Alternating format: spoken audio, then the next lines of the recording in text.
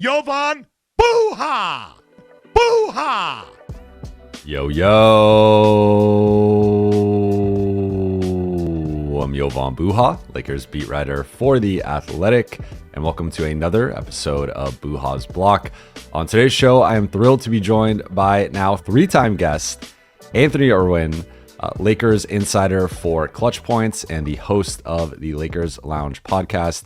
You get it on all your audio platforms and on YouTube. Anthony, how are you doing today, my friend?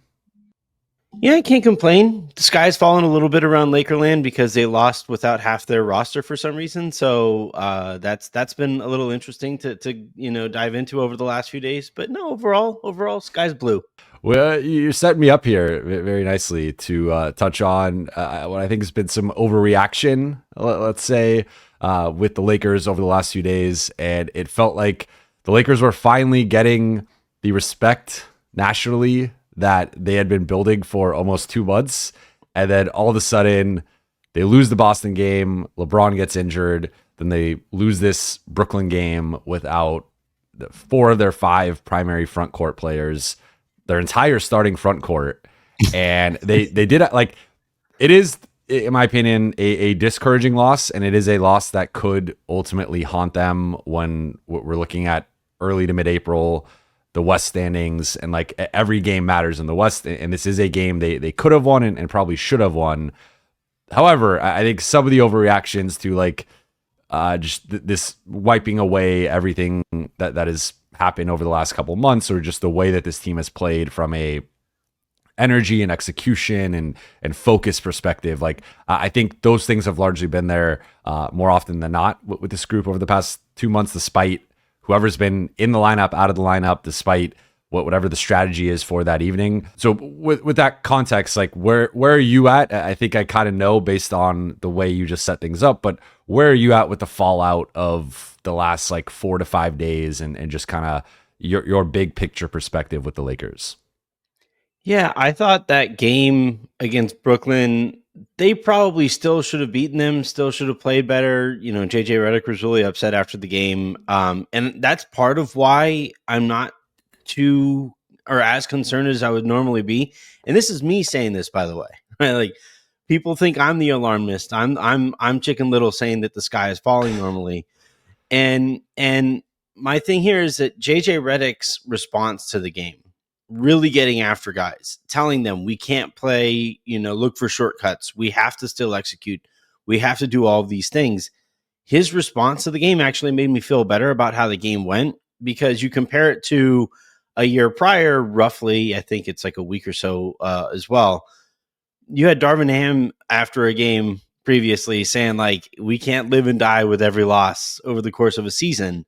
And I think that led to a real apathy and a disrespect to the sport and to their competition that you would see on a nightly basis last season. And the fact that JJ was like, no, that is not how we're going to play. That is not how we're going to, present ourselves. We're going to be different. That made me feel a lot better about not the loss, but at least their response to it. Now we'll see what that actually looks like. And they're still going to be super, shorthanded going into a brutal back-to-back against Denver and Milwaukee. But I do think that JJ is going to get out ahead and nip some of these bad habits in the bud as quickly as he can. I'm with you. I think big picture, the Lakers are going to be fine. Obviously, they got to get healthy. That's the biggest thing first and foremost. But I don't have all of a sudden like these effort or execution concerns with this group. I do have some offensive execution concerns, and I will get to that in a second. But with my notes here, it's like they were incredibly shorthanded and small. As I said, they were missing their entire starting front court and their primary front court reserve in DFS. And really, like when they've got like they've obviously played small a lot or centerless a lot, and several of those guys are keys to that, right? Like Rui, LeBron, DFS, depending on the lineup, depending on the matchups, like one of those 3 guys could play center at times. Obviously, Jackson Hayes is the primary starting center who's playing anywhere from like 20 to 26 minutes a night. So those like that's a lot of size and rim protection and just rim pressure that the Lakers were missing in that game. And yes, it was Brooklyn. They had lost 7 in a row, but still going from like that group to Alex Len, Jared Vanderbilt, and Trey Jemison, it's like that is a significant drop off in terms of just like your healthy front court versus like I just don't think they have the depth to replace that. Second thing is it's also it's like go ahead. You need to like there are certain barriers of entry, I feel like, in some key components, right? Athleticism. You need to be at least this athletic to ride this ride. You need to be at least this tall to ride this ride. You need to be like, and like there are like offensively, you need to be at least this good, and defensively, you need to be at least this good. And I thought the Lakers, in terms of size, athleticism, and versatility, fell way below those barriers of entry. And now they still had Austin Reeves and you still have Luka Doncic. So you're still good enough offensively to give yourself a chance. But it was just really clear. He started, what was the starting lineup? It was like Luka was technically your 4, but it was 4 guards. Len, yeah.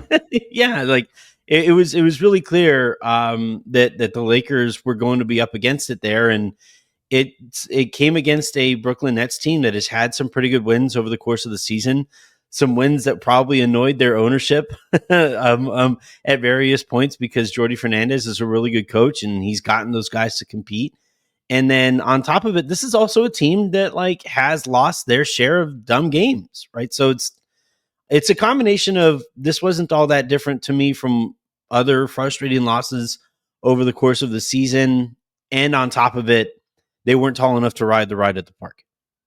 I mean, go back to when they got Luka, the losses that they've had, put Boston to the side for a second, but it's Utah, Charlotte, and now this Brooklyn game. And I think that kind of speaks to they've beaten, I mean, they beat the Knicks, they've beaten the Knicks twice. Like they've had a lot of big wins over the last couple of months, but it's been some of these games against lesser opponents. So we'll see with the Milwaukee and Denver coming up twice here, kind of how that goes. Now, 2 long-term concerns I do have, though, and I want to pose these to you and see what you think about them. Mm-hmm. First one is the offense, and I think in general, the offense has not been to the level that I think most of us expected it to be post-Luka trade. And I think the trade-off has been the defense has remained elite and it has maintained a certain status as being, I haven't checked these past couple of games after Boston and Brooklyn, but entering the Boston game, they had been the best defense since early January. I assume they're still at least top 3. So now we have this 2.5 month sample size of this group being a top 3 defense, which indicates at worst they're probably top 7, top 5, whatever. So the defense is encouraging, but the offense has been hovering around the top 10, if not a bit outside of it. And given the roster construction and how much firepower they have, I feel like that should be a bit better.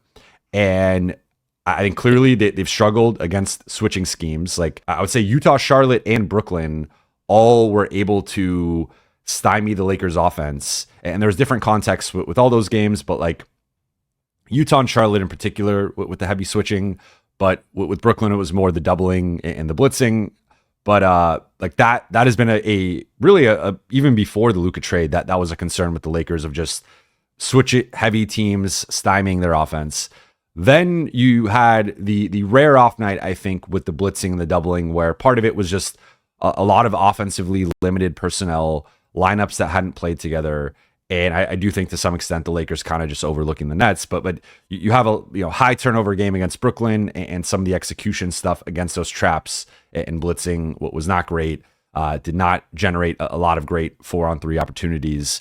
So that one I put to the side a little bit, but like just looking at it, I do feel like the offense has been underperforming for most of this stretch. Like, I thought the Denver game, the New Orleans game, like those 2 games stand out. I think it's a little bit more in the coaching staff and the way that the offense has been run and the lack of organization and execution with that. But curious to hear what you think. And then the second thing is just like this was the easiest game in this 2-week stretch that they have here, which is probably on like such a bummer. Like losing conservative side with LeBron being out. So it's like it's this, it's the Spurs home game and it's the Bulls home game. And like to lose this one, now you kind of have to steal one of the Denver Milwaukee games, especially with the Lakers being depleted, no LeBron. We still don't know yet. DFS and Jackson are day to day.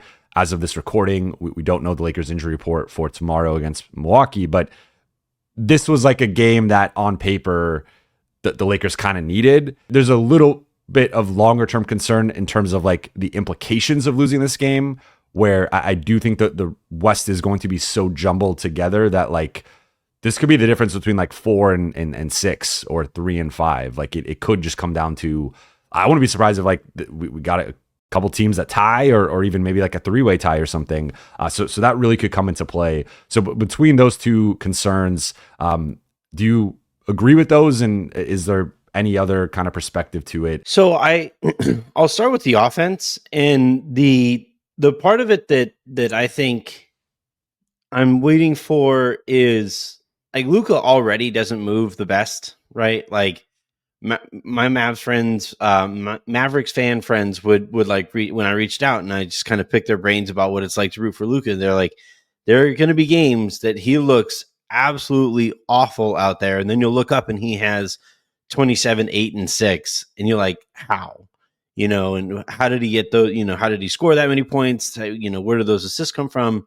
The assists he has the ball so much that you kind of get it, but like the rebounding, he didn't look like that active.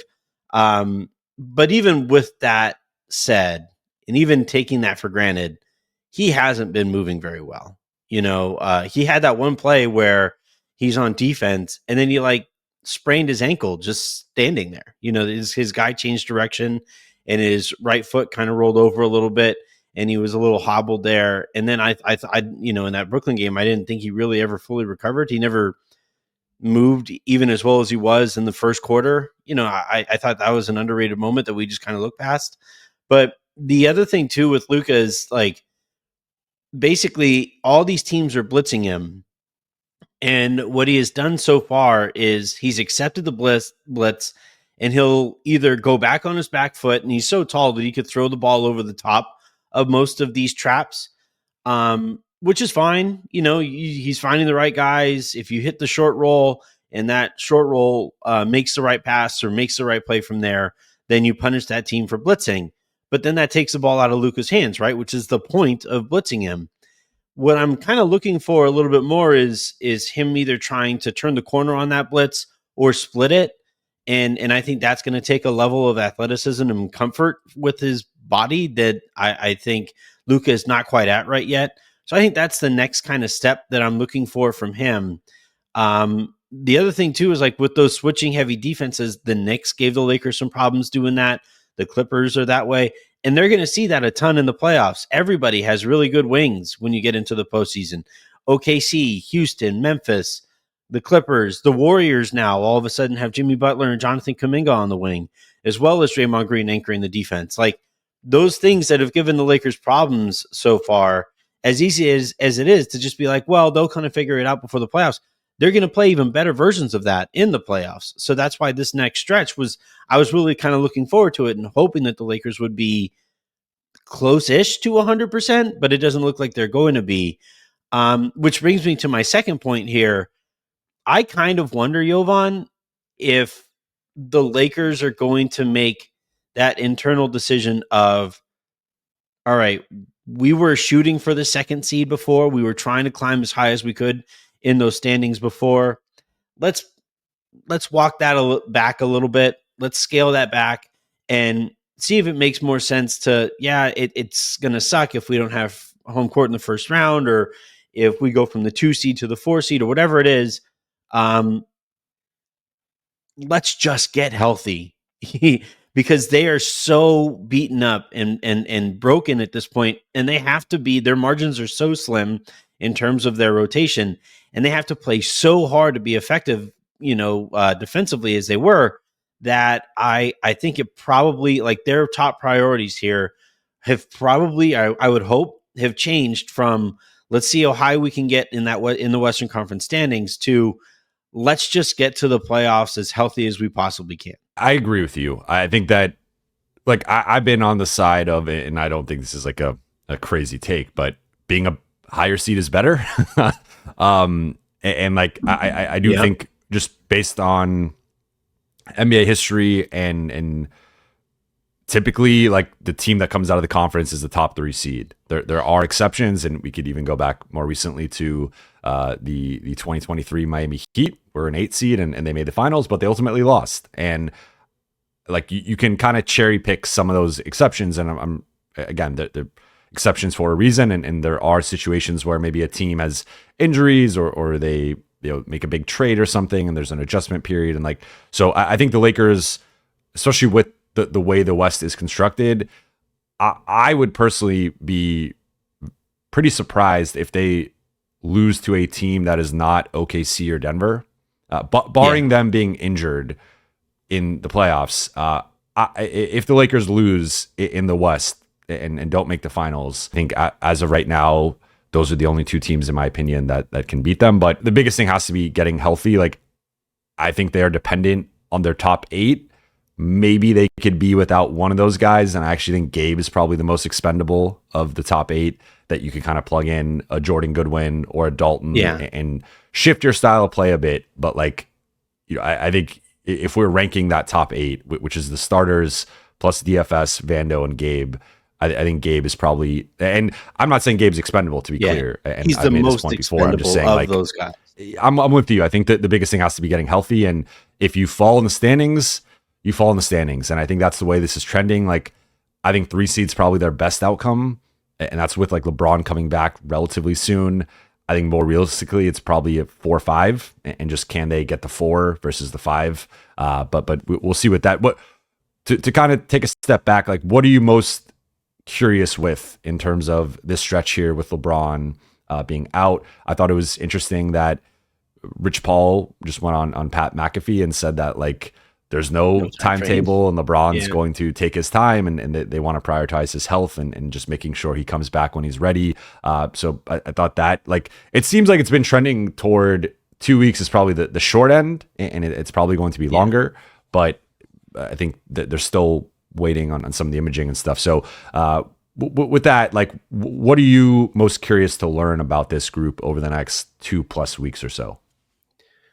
Well, for one, I was really hoping we would get an update yesterday, a more tangible update yesterday, because normally if it's good news, you rush right out there to get it, right? You to offer it up.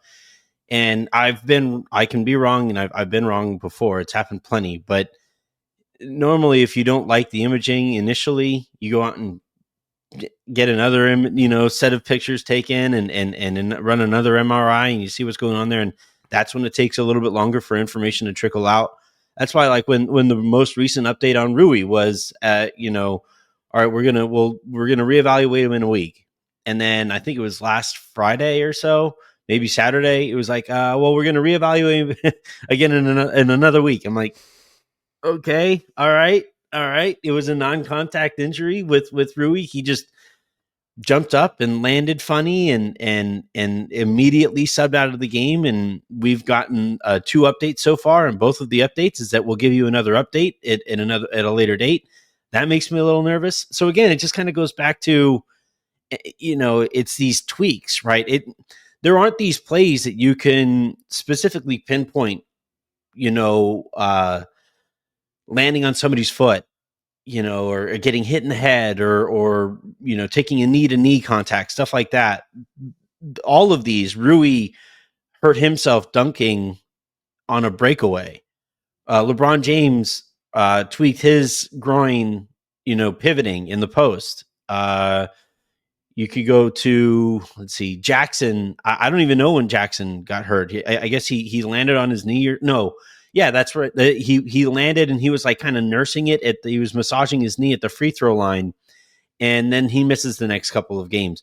Dorian Finney-Smith is out with ankle soreness. I had no idea that he had turned an ankle, and so like it's these. Just to interject quickly, that's been the injury that he's been managing going back to Brooklyn. So they've looked for like random pockets of, because remember he missed the Utah game right before the break.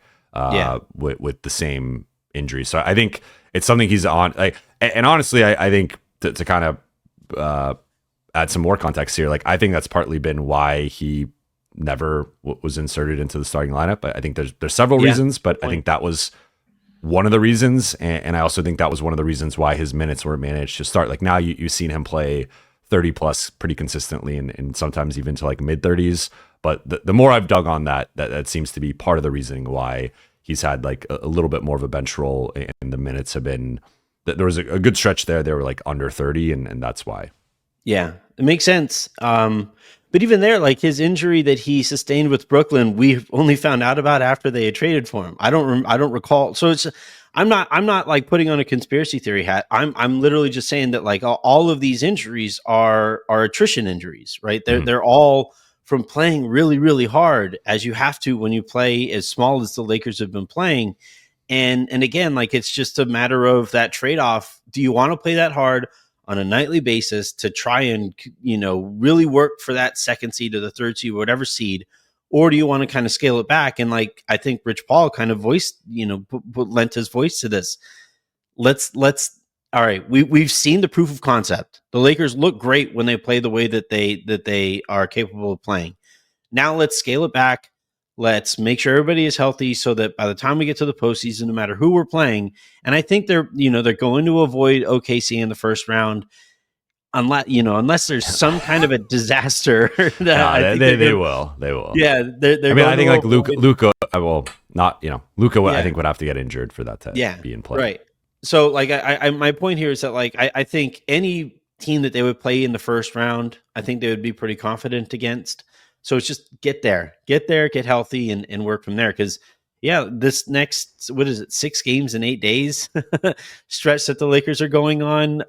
It's not against bad teams either. The worst team that they play is San Antonio, and then it's Phoenix. Everybody outside of that is Milwaukee, Denver again, and then Phoenix and San Antonio. So it's a brutal stretch that they're about to go on. I'd be thrilled if they won 3 of these 8 games, and then you see where that kind of takes you.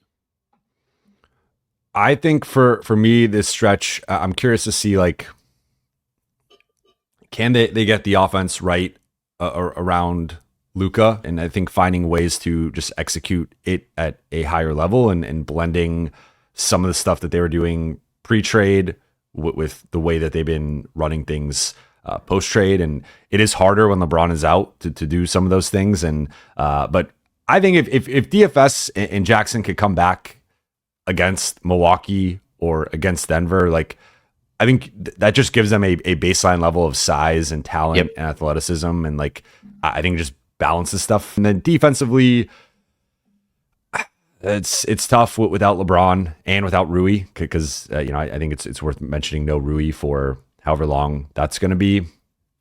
They're just so much smaller with the front court, and it makes I would like to see them dust off Christian Coloco maybe for one of these 2 games. I'm not quite sure what's been going on with that, but he is on the slighter side in terms of like his physical frame, but I think he's been a fairly solid rim protector, especially for a guy who missed that much time. And he's still a young developing player. And like, they've often had him active, which counts towards his G League or games played at the NBA level, even if he doesn't actually play. So I would like to see them maybe just dust him off and see what that looks like against Milwaukee, probably in particular, just with Giannis and Brook Lopez and like the way they can pressure the rim. But speaking of this 6-game and 8-day stretch, they play Milwaukee twice, they play Denver twice.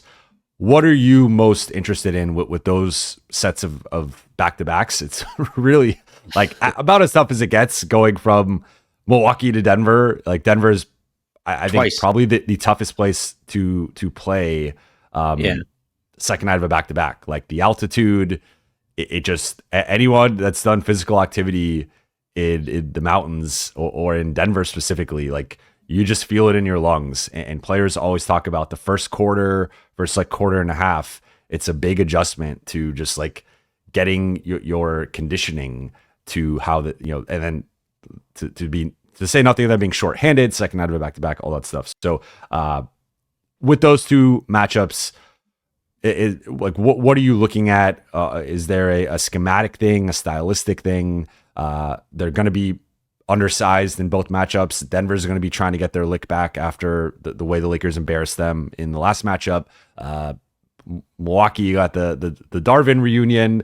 They have a giant front court now of Lopez, Giannis, Kuzma, and then Torian at the 2, and then Dame. So like they're starting 4 guys 6'6" and bigger. That front court's 6'9" and bigger.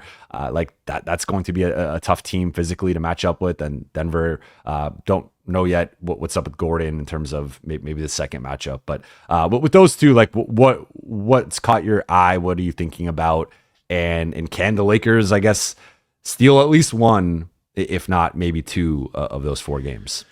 So I'm realizing that I didn't really answer the offensive question, and that's what I'm really looking for. They have, not by choice, obviously, but with LeBron not being available, Luka and Austin have to get on a better page together. Austin and LeBron over the last few years has been one of my favorite kind of storylines. Those guys, like the way that they trust each other, the way that they can execute in down the stretches of games. That chemistry that Austin and LeBron have built together, he and Luka kind of need to build that at hyperspeed here over the next month or so. A lot of times what they're basically doing is they're doing that like kind of pick and pop, or Austin's barely making contact on a screen and then immediately popping out to the perimeter. I would actually like to see them do a little bit more of what they were doing when LeBron runs a pick and roll and Austin sets the inverted screen there, where he actually makes contact, and then LeBron looks for him in the short roll, because Austin in the short roll is really difficult to deal with. Basically, with Luka, they've been doing a ton of matchup hunting with Austin, and that's fine too. He's pretty good at it, but I think they've removed a really effective pitch that they can throw in a lot of these offensive at bats. And I'd like to see them figure that out I just don't think they can beat Milwaukee and Denver in the short amount of time that they're going to be playing those 2 teams. I just don't think they can match up hunt as effectively without LeBron, because like it used to be a math problem. Teams either had good enough defenders for Luka and LeBron, but not normally Austin, or they had Luka, LeBron covered and maybe Austin, but then like Rui has a mismatch. And I think when the Lakers offense was more efficient with all 4 of those guys available, it was literally that they could just find a matchup, almost not even needing to run anything. You could just, all right, Luka has the mismatch here. We have them in transition, so their coverage is all switched up, and that did allow the Lakers to be effective. Now, like the Lakers do actually have to run some organized offense. They do need to if you are going to create mismatches, you have to do so a little bit more effective than they have, and a lot faster than they have to this point. Now, I think those are the things that now Denver, if they don't have Aaron Gordon, I think they become beatable, especially in the first time that the Lakers play them, which is on Friday. So like if they can. Well, that's the second night of a back-to-back, though, in Denver. It is. It's a tough one. It's a tough one. But, like, I think they actually weirdly have a better chance of beating them the second night of a back-to-back in Denver without Gordon than at home on the second night of a back-to-back with him. He is just, especially with the way that he's been shooting this year, he's like above 40% from three-point range this season. So if they can catch Denver without Gordon, and Luka and Austin can get on the right on the right page, I like their chances at stealing at least one of those 4 games. Milwaukee they've been a really weird team. Kuz has been a huge help for them. I think at the time of the trade, a lot of people kind of mocked it because Chris Middleton was such a steady presence there for that organization whenever he was healthy. Problem is he was just never healthy, and Kuz had become kind of a joke there in Washington because Washington's a bit of a joke. So but now you get Kuz back and focused on doing. It's like that's probably the nicest thing anyone said about Washington this season. Kind of a joke, yeah. I guess I probably at least should have removed kind of, but yeah, like Kuz gets back to focusing on those things that he did as a winning player when he won a championship with the Lakers, and wouldn't you know it, Washington's like thankful for the fact that they swapped out a guy who was never available for a guy who is capable of making some of those winning plays. All that said, I think that the Lakers, if they have like Dorian at least available in that one, and if they have Jackson, I actually think that they can. At one point, whether it's in Milwaukee or back at home, I think the Lakers should be able to beat them one of those two times if they have like 3/4 of their rotation. If you have half of your rotation, you're not beating any of these really good teams, though. Yeah. So looking at it, and this is something that I was confused by too. Just to note. So the two back-to-backs are at Milwaukee, at Denver, but then the second back-to-back is Denver is actually on the front end, which every time I had talked about it until like a few days ago, I'd always said Denver was the second one. So it's actually Denver first, then Milwaukee. And so I think in both instances, I think they have a better shot on the front end.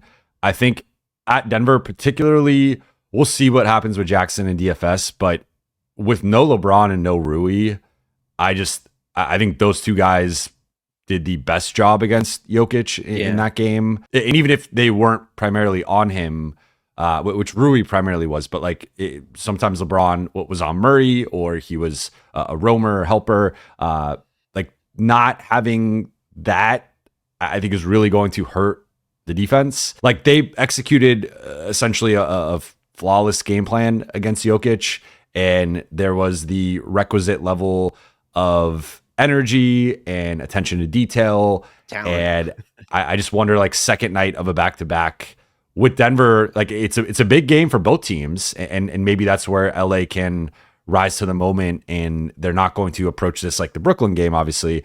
But I also think for Denver, it's like these next two games could determine if the Lakers have any shot at the 2 seed. Like I think if they lose to Denver twice, barring something wild happening with Denver from an injury perspective, the Lakers can basically kiss the 2 seed goodbye. So like they have to win at least one of these two. These aren't like switch heavy teams necessarily. They play more conservative styles of defense with Jokic and Lopez both being drop bigs. So you can't really drop. You can't drop against Luka. So can the Lakers try to exploit that? Like, I think there was a reason why they looked so good offensively against Denver. I have some real concerns with their defense against Jokic, and I think Denver is going to come with some adjustments and some putting him in different spots of the floor and like being ready for the way the Lakers are going to try to defend him. But I think the offensive end for the Lakers, like maybe that's where Gabe, Goodwin connect. Like those guys just have good shooting nights. Austin looks more like himself. Luka looks more like himself. Can you I think that's a matchup you can mismatch hunt in. So that to me is maybe like the blueprint. So I think with Milwaukee, they've lost 3 in a row. Maybe like they're just kind of in a funk right now. Can you steal that first one? And then the home Denver one next week, they're going to probably need Rui. Yeah, I think I just want to see Rui play again. I would like to get a more concrete update on Rui. Beyond, we'll talk to you guys again in another week or so. All those points about Denver, the thing that works against the Lakers here is that ever since the Lakers executed that game plan, Denver's gotten a steady diet of that game plan. Like everybody is doing. They almost played the card. I wonder if they played they played the card a little too early. Maybe, because everybody like Sacramento did it to him. OKC has been doing it to him a little bit, and I mean it's not like groundbreaking in terms of approach, right? It's a full front on one side of Jokic, and then you have another help defender there so that they can't throw it over the top. And then every time Jokic touched the ball, you'd send 2 to him, and then you drop everybody into the paint, and then you just give up the 3-pointers to certain players. So like if Brown was open on the weak side, it was just like, look, we have to give up something. If it was Strouder or Pickett or any of those other players, it's like, please shoot. It's not Jokic shooting, and it's not somebody else dunking. So, a lot of these teams have basically been doing that. And Denver, I think, has been starting to figure that out. Jokic is stepping out and shooting a few more threes. Now, he's not shooting them as effectively. I think I saw somewhere that he's about 30% or so since the new year or something like that. When he was like a 50% 3-point shooter earlier on in the season or for most of the season. So like that helps you a little bit. I'm really kind of surprised they don't run more inverted stuff where Jokic is the ball handler in the pick and roll and you have like Brown setting the screen or Murray, or I'm surprised they also don't run too much more Gordon and Murray type of pick and rolls. The last thing I'll say about Gordon, he did enter into the game the other night, hit a 3, and then immediately subbed out. He's also been dealing with one of those calf strains. And, the fact that he hasn't been able to quite get right makes me wonder if they might do the same kind of thing with him where it's like, okay, enough. Let's just sit you for a couple of weeks here. Make sure your calf fully heals and you're ready to go for the postseason. Because if they don't have Aaron Gordon in the postseason, they are probably like the worst of the top like 4 or 5 teams in the conference. He is that important to what they do. Defensively, like they just don't have enough. the personnel in that scenario. A point I've made more recently, and maybe you agree here. Like I think the two weakest points of the Lakers defense right now are we saw it in 2 recent matchups, like the Jalen Brunson type of, I think, a small, shifty, quick guard who can play pick and roll really well, attack angles really well, and has a bit of a mid-range game where those are partly the shots the Lakers are trying to encourage, but we saw with Brunson, he was able to just feast in that area of the floor and also draw a bunch of fouls. I think no one else really plays like Brunson. I mean, Shea, I guess, it's a little different, and I think you could probably put a wing on him. Whereas like Brunson, I just think might be too quick for a lot. Like we saw them try DFS on him. Vando, like Austin, it was just Gabe. I thought Gabe probably did the best job, but Gabe ultimately is just too small to really like disrupt the best scorers. Like those guys just shoot over him. Even Brunson just shoots over him. Like it's just one of the limitations of Gabe. So I think that player, although looking at their potential, Shea, Murray, John Morant, I think those guys can do like variations of those things. Of course, Shea's a better player than Brunson, but I think like those types of guys could give them some problems, I think, in the playoffs. And then I think the other player is the athletic forward that could put a lot of pressure on the rim and just kind of get by that initial line of defense and really force you into some predicaments defensively. I think Zion was the best example of this, and I think Giannis is going to test the Lakers defense in a similar way. Again, I think those guys are one of ones, and those are probably the two best forces, rim pressuring like star forwards in the league. Like you could throw LeBron in there, obviously, but I think those guys don't have the jumpers that LeBron has, and LeBron has become a bit more jump shot reliant, and so those guys are just get downhill, get to the rim, and finish through contact and draw a lot of fouls. So with the Giannis matchup, like I thought Zion basically had his way, and I don't know if part of that was like the Lakers just being like, we think he could still drop 40 and us win the game, and that's exactly what happened. They won by 20 and he dropped 40. It didn't really matter, but against the Bucks, I think it's going to matter. And if Giannis is dropping 40 and just living at the rim against Alex Len and Trey Jemison and even Vando, I think he's going to win that matchup 8 or 9 out of 10 times. Just that balance of like, how do you protect the paint and build a wall while also making sure you're leaving the right guys open. And based on the Lakers' luck, I'm sure Taurean Prince will we'll burn them for 4 or 5 threes at least. Darvin might hit a 3 against them. Like it might happen. You saw the image with Darvin with his hand in his pockets. The part that I didn't get in that image was like, I don't know where he was looking. The play, like the shot with Tyrese Halliburton shooting the shot right in front of him. Doc is clearly focused on Tyrese Halliburton shooting that shot. Darvin's like standing there with his hands in his pockets, like staring off into the void. It didn't make any sense. But anyway, so yeah, I think the thing with Milwaukee that and this is the case with a lot of NBA teams, right? Is you can live with, and you have to be able to live with Giannis's own production. He is such a force of nature that, he's gonna score his at least 30, I would say, in this matchup. And then outside of that, it's like, how do you limit? Like Gary Trent Jr. has really been struggling recently with his shot. I think he hit a couple yesterday, but that is very much not like the norm for him. Kuz has had a very tough year shooting. I believe he's shooting a little bit better for Milwaukee, but that's only because that bar is so low. So maybe you're able to, leave him open and not be as terrified about it. He's always looked like a much better shooter than he actually was. He's more of a scorer than a shooter. Yeah. And then, like with Torian, I think at one point this year was shooting 50% from 3-point range on real volume. I believe that scaled back a little bit, but I think what the Lakers are going to be looking to try to do here is similar to what they kind of do against Jokic, where, like you said, I think that's a great point about Zion, where it was like the Lakers were up by plenty that whole game, and they were doing that while Zion was being productive, and you just kind of live with it. And he was like throwing his body into the paint, and I think you could, for the first time, I think since Luka got there, the Lakers were just kind of like, okay, we'll back off. You can score. I think with Giannis, they'll do a lot of what they did against Jokic, where it's like, don't let him catch the ball comfortably. Definitely don't let him catch the ball in motion with a head start on you. Keep him out of transition as best you can. That's where the turnovers have to be a lot better than they were against Brooklyn.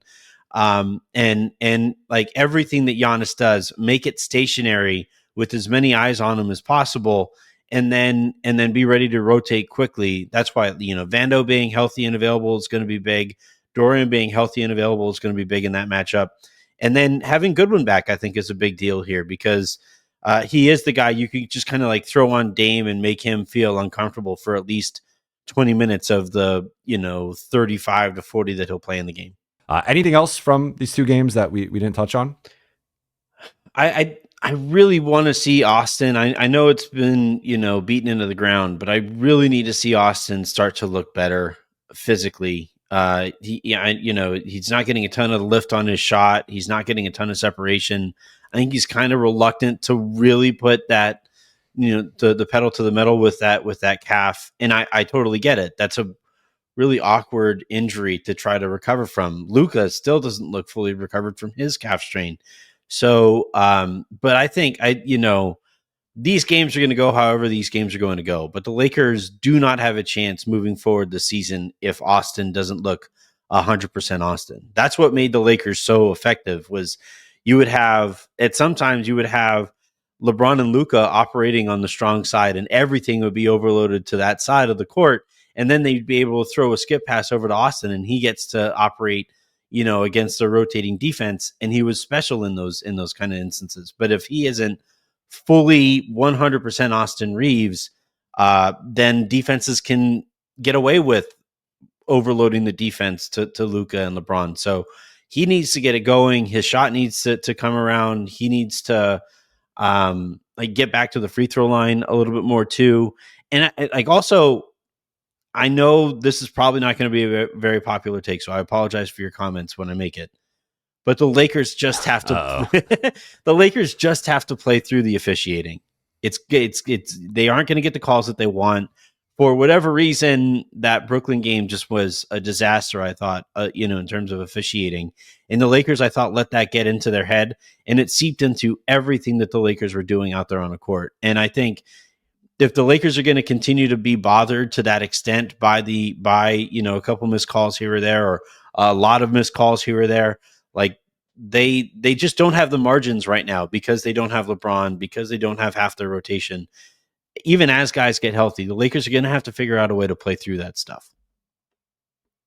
It's a good point. I just, by nature, not a guy who really talks about officiating. Like, I think if there's an egregiously blown call, or two hands in the back from Nick Claxton on Luka.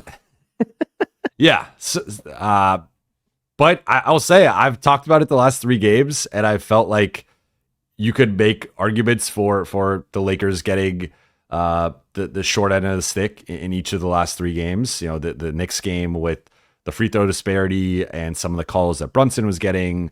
The Boston game felt like, especially on Lakers drives with Luka, like they just weren't getting, you're never going to get calls in Boston. And that's part of it. And then, the Brooklyn game though, too, like how many times did Luka end up on the ground? And then eventually you could tell from the beginning of the game, he was going to eventually, like at some point, get a technical foul. Yeah. It took, I was actually impressed. It took until the end of the third quarter. I was like that, but like with Luka, the one thing with Luka, because I've seen a lot of this with him and like, yes, in an ideal world, Luka does not chirp or complain as much as he does. But I think if we've learned anything about him over the past month, aside from just him being a basketball genius and one of the most skilled players maybe ever to play the game, I think he clearly runs on passion and emotion.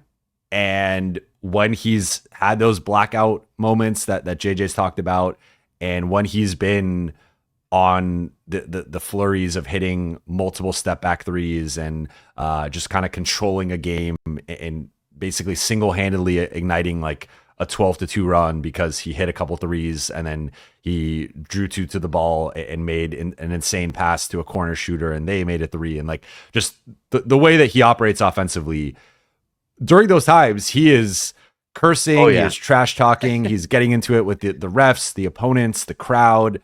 Like that's just part of his game.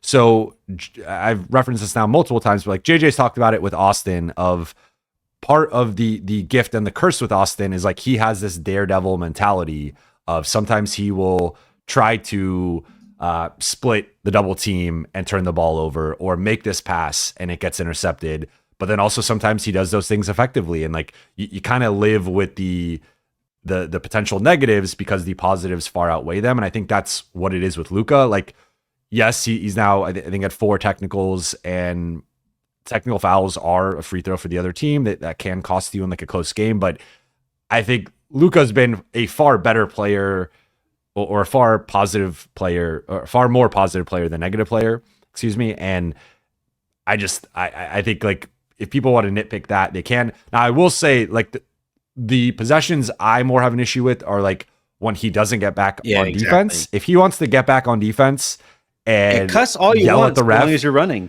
Yeah, like cuss, that's okay. Yeah. But it does feel like with Luka, there are times he will get really frustrated and just, kind of let that consume him for a couple seconds. And that's the difference often in transition is like your first 2 to 3 seconds, like what you do dictates ultimately like how that transition possession is going to go defensively. So I think with him, that can be something that I think he improves on, where it's like, look, you want to curse them out in Serbian or Slovenian or whatever language you want to curse them out in, go for it. But like, just make sure you're getting back. Now, in his defense, I think he's been getting he's kind of getting the LeBron treatment now, where it's like he gets hit in the head with a 2x4 and he just doesn't get the foul call. So I understand why he's so frustrated, but there's got to be that balance there. And I don't think he's ever going to stop complaining. No. And like, that's just embedded in his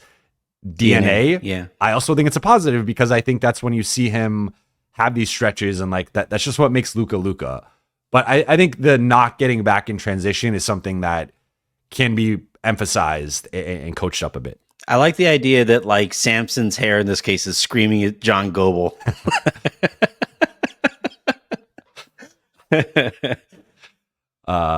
But I think that's a good place lighthearted perfect place to wrap. And if you have an issue with Anthony's comment, just drop it. Drop it below. Harrison Fagan is where you could find me on Twitter. That's where. But Anthony, this was fun. This was long overdue. I know just did your show last week, and but we got to do more of these more consistently. But for the people who do not follow you or watch or listen to you, I plugged that at the top. But where can they get your work and listen and watch you? Yeah, Clutch Points is where my writing goes. Senior Lakers Insider there because I'm old. And then youtube.com/@LakersLounge is where, I'm do a lot of stuff that Jovan is doing nowhere near is good, but it's there as well. Stop. I appreciate you. I appreciate you coming on. And thank you all for watching and listening. For those watching on YouTube, please be sure to hit that subscribe button, turn on channel notifications, and like and comment on this video. For those listening on Apple Podcasts, Spotify, or your podcast platform of choice, please be sure to follow, download, or leave a 5-star review. I'll be back on Thursday night after Lakers Bucks. I will talk to you all very soon.